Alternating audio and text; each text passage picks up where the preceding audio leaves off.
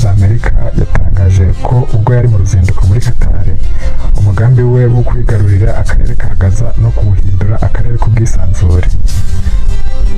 Perezida Donald Trump yatangaje ko Amerika ishaka kwigarurira akarere ka Gaza kangijwe n'amakimbirane yari amaze amezi 19 hagati ya Israel n'umutwe w'abayisilamu bo muri Palestine Hamas.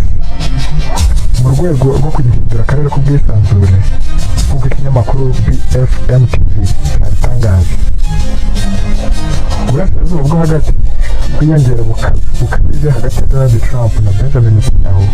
Perezida wa Amerika yagize ati imyumvire kuri Gaza mbona ari nziza cyane, kugira akarere k'ubwisanzure kugira ngo Amerika ibigiremo uruhare kandi bigire akarere k'ubwisanzure. Donald Trump yongeye gushimangira ati ndatekereza ko nakwishimira ko Amerika ikagira akarere k'ubwisanzure. Umuburo wo kurwanya abahutezi uhagarariye White House kandi yihanangirije abahutezi avuga ko Washington ishobora gusubira mu gitero maze igatangira kongera gutera umutwe wa Yemen. Iri terabwoba rije nyuma yo guhagarika imirwano yashyizeho ku ya 6 Gicurasi. Guhagarika by'agateganyo ibisasu byo muri Amerika byatangiye mu byumweru byinshi. Yatangaje ati turimo gushyigikirana n'abahutezi kandi ndatekereza ko gutsinda ari byo bya mbere, ariko igitero gishobora kuza igihe icyo ari cyo cyose kandi icyo gihe tuzakomeza kugaba ibitero. Mu gihe abahutezi bavuga ko bahagaritse ibitero byabo ku nyungu z'abanyamerika mu nyanja itukura. Ku wa gatatu Donald Trump yatunguye abantu bose atangaza ko hakuweho ibihano bya Siriya ndetse agera n'aho yemera kubonana na Perezida Ahmad al-Sharaa wahoze ari umujahidiste wabaye umukuru w'igihugu nyuma yo guhirika ubutegetsi bwa Bashar al-Assad.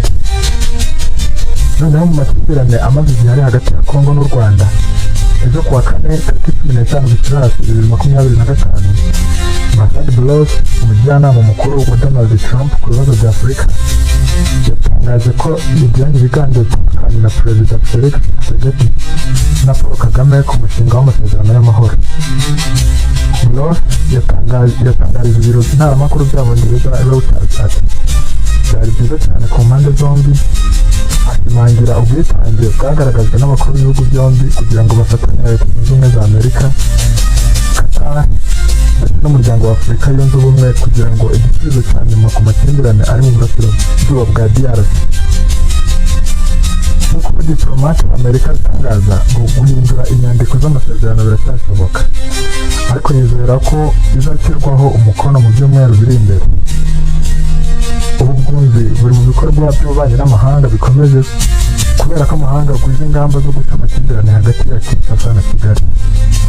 Noneho dusimbukiye ku mugabane w'Uburayi, umushyikirano w'Uburusiya Vladimir Medensky yatangaje ati mu minsi iri imbere hazaba ihererekanyabubasha ry'imfungwa 1000 ku 1000. Aya makuru yemejwe n'umuyobozi w'intumwa za Ukraine Rustem Uverov. Uburusiya binyuze mu biganiro byabwo bwagaragaje ko bwishimiye ibyavuye mu biganiro bya mbere by'amahoro kuva mu mwaka w'2022 na Ukraine byabereye i Istanbul kandi ko byiteguye gukomeza umubano. Mu magambo make Vladimir Medensky yagize ati muri rusange twishimiye ibizavamo kandi twiteguye gukomeza umubano. Tugarutse muri Congo mu guhangana n'ubuyobozi bwa Tshisekedi ku kizerano n'amasezerano y'imibereho myiza y'amahoro n'imibereho myiza muri DRC n'ibiyaga bigari iyobowe na CONGO SEC. Abepiskopi n'inama nkuru y'abepiskopi y'igihugu cya Congo CONGO barasaba umukuru w'igihugu Felix Tshisekedi kutumva abashaka kuyobya ibitekerezo bye ku nyungu z'abaturage. Kuri uyu munsi wa gatanu mu nama umwe yagiranye n'abanyamakuru, umunyamabanga mukuru wa CONGO Donatien Shore yijeje ko gahunda y'aya matorero yombi idafite umugambi wo guhirika itegeko nshinga, ahubwo ko izashyigikira umukuru w'igihugu uburenganzira bwe n'ingwate y'igihugu. Yagize ati hariho igice cya nyuma akamaro k'iki gikorwa, hari ikindi gitinya kwizera kwiza. Turavuga ku mpande zombi hari bamwe bafite amakenga, byongeye kandi ibi urabyumva mu bitangazamakuru ukizera ko hari ikintu cyashinjwaga guhirika itegeko nshinga. Umukuru w'igihugu ni umugabo, yakira ibitekerezo bivuguruzanya bivuye mu muryango we wa politiki, kandi ibyo nibyo bisobanuro by'abepiskopi. Abaturage ku nyungu zabo bwite bizera ko ba sogokuruza bawe bo mu mwuka baba bashaka kugufasha, kuguherekeza mu butumwa bwawe nk'umwishingizi w'igihugu. Nk'uko byatangajwe na Donatien, umunyamabanga mukuru wa CENCO, nyuma y'inama y'abepiskopi yabaye kuva kuri tariki ya 12 gushika kuri tariki ya 15 Gicurasi ku mibereho y'abashumba, mu gihe ubutegetsi bwa Tshisekedi bukomeje kugira amakenga.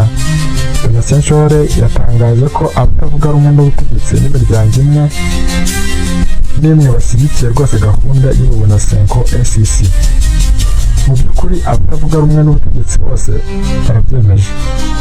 Igice kinini cy'imiryango itegamiye kuri leta nacyo cyarabyemeje.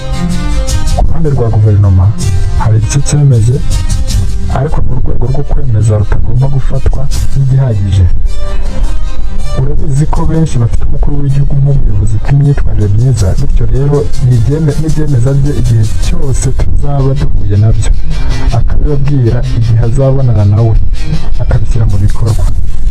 Nyuma y'ifatwa rya Goma, umurwa mukuru w'intara ya Kivu y'Amajyaruguru n'inyeshyamba za M23 zishyigikiwe n'ingabo z'u Rwanda, humvikanye amajwi mu gihugu ndetse no hanze yabyo asaba ko habaho ibiganiro by'ibihugu hagati y'amashyaka atandukanye kugira ngo bikemure ikibazo cy'umutekano mu burasirazuba bwa Repubulika Iharanira Demokarasi ya Kongo. Kugira ngo ibyo bishoboke, Kiliziya Gatolika n'itorero ry'Abaprotestanti batangije kandi batanga inama n'inzego z'imibereho politiki kugira ngo ibiganiro by'igihugu. Icyakora ubu n'iterambere ry'imibereho UDPS byashimangiye ko itorero ridafite umuhamagaro wo gufata ingamba za politiki. Ku rwego mpuzamahanga, Ubufaransa n'Ububiligi bishyigikira gahunda z'amahoro bakomeje kandi gushishikariza ibikorwa by'ibihugu bigamije gukemura burundu amakimbirane ari mu burasirazuba bw'igihugu. Kugeza ubu Kinshasa asa n'udashaka kwitabira guhamagarwa bitandukanye kwa leta zimwe na zimwe mu rwego rw'igihugu. Niba ushaka gukomeza kumva amakuru hirya no hino aba ari gucicikana, kanda subscribe ubundi ujye ubonera amakuru ku gihe.